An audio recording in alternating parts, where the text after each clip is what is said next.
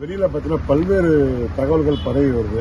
அதனால ஐயா உங்ககிட்ட மனம் திறந்து என்ன சொன்னாங்கன்னு சொன்னீங்கன்னா நல்லா இருக்கும். மக்களுக்கு அது வந்து ரீச் ஆகும். ஐயாவை சந்திச்சு பேசணும். மருத்துவர் ஐயா சொன்னதான் 2 பேரும் சந்திச்சது மனசுக்கு ஆறுதலாக இருக்குதுன்னு ஐயாவும் சொன்னார்.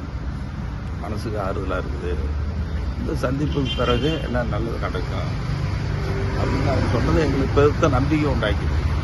நாங்கள் அன்றைக்கி ரொம்ப சந்தோஷப்பட்டோம். அப்போ சந்தித்தது மகிழ்ச்சி, அப்புறம் 2 பேரும் பேசினதும் சொன்ன செய்தி எங்களுக்கு ரொம்ப மகிழ்ச்சி அளிக்கிறதா இருந்தது. இப்போ பாட்டாளி மக்கள் கட்சி வலிமையாக இருக்குங்கிறது எங்களுக்கு ரொம்ப தெம்பு உண்டாயிடுச்சு. எங்கள் கட்சிக்காரங்களாம் எங்களுக்கு ரொம்ப சந்தோஷமாக இருப்பாங்க. வேகமாக வளரும்.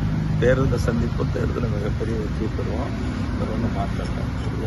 எங்களுக்கு நல்ல நம்பிக்கை. இன்னைக்கு சந்தோஷமாக இருக்கிறோம். நாங்களும் சந்திச்சது சந்தோஷம், அவங்க பேசிக்கிட்டது சந்தோஷம். ஆடிட்டர் குருமூர்த்தி என்ன காரணமா வந்தார், என்ன பேசினாரு? மரியாதை நிமித்தமா வந்து பார்த்து பேசிடுவோம். நான் அதையும் கேட்டேன். இன்னைக்கு அவங்க 2 பேரும் வந்து சந்திச்சிருக்காங்களே, ஆடிட்டர் குருமூர்த்தியும் கைதேந்திர சாமி பேசுறாங்கன்னு கேட்டேன்.